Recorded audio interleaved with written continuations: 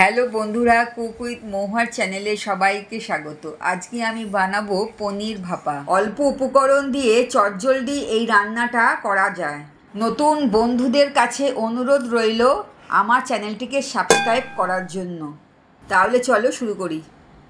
300 গ্রাম পনিরকে ছোট ছোট টুকরো করে নিয়ে 1 চামচ হলুদ আর 1 চামচ নুন দিয়ে মাখিয়ে নিলাম।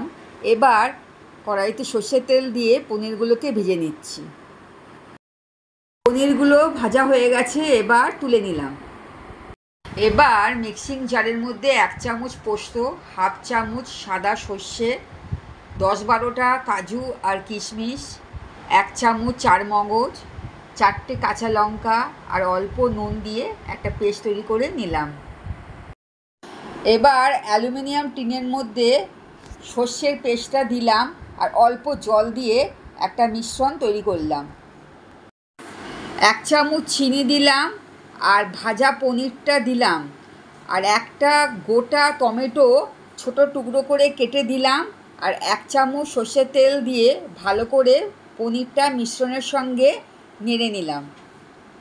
বাটির ওপরে অ্যালুমিনিয়াম ফয়েল দিয়ে ভালো করে মুড়ে ওপর থেকে একটা প্লেট চাপা দিলাম।